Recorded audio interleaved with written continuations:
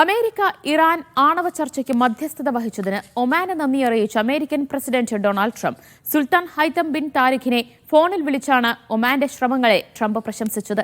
അടുത്ത ശനിയാഴ്ച മസ്കത്തിൽ US Iran രണ്ടാം ഘട്ട ചർച്ച നടക്കുമെന്ന് അന്താരാഷ്ട്ര മാധ്യമങ്ങൾ റിപ്പോർട്ട് ചെയ്തു. മസ്കത്തിൽ നടക്കുന്ന US ഇറാൻ രണ്ടാം ഘട്ട ചർച്ചകൾക്ക് മുന്നോടിയായാണ് American president Donald Trump Oman സുൽത്താൻ ഹൈതം ബിൻ താരിഖിനെ ഫോണിൽ വിളിച്ചത്. സംഭാഷണത്തിനിടെ ഇരു രാജ്യങ്ങളും തമ്മിലുള്ള ഉഭയകക്ഷി ബന്ധത്തിന് ട്രംപ് നന്ദി പറഞ്ഞു. അമേരിക്കയും ഇറാനും തമ്മിൽ നടന്നുകൊണ്ടിരിക്കുന്ന ചർച്ചകളിൽ ഒമാന്റെ ശ്രമങ്ങളെയും അദ്ദേഹം പ്രശംസിച്ചു. ഉദ്ദേശ ഫലങ്ങൾ കൈവരിക്കുന്നതിനായി ഈ ചർച്ചകളെ പിന്തുണയ്ക്കുന്നതിനുള്ള മാർഗങ്ങളെക്കുറിച്ചും ഇരു നേതാക്കളും ചർച്ച ചെയ്തു. കഴിഞ്ഞ ശനിയാഴ്ചയായിരുന്നു മസ്കത്തിൽ ഒമാൻ വിദേശകാര്യമന്ത്രി സെയ്ദ് ബദർ അഹമ്മദ് അൽ ബുസൈദിയുടെ മധ്യസ്ഥതയിൽ 2.5 മണിക്കൂർ നീണ്ട അമേരിക്ക ഇറാൻ ചർച്ച ക്രിയാത്മകവും സൃഷ്ടിപരവുമായിരുന്നുവെന്ന് അമേരിക്കയും ഇറാനും വ്യക്തമാക്കിയിരുന്നു. ചർച്ചയ്ക്ക് വേദിയൊരുക്കിയ ഒമാനെ പ്രശംസിച്ച് വിവിധ ലോകരാജ്യങ്ങൾ രംഗത്തെത്തിയിരുന്നു.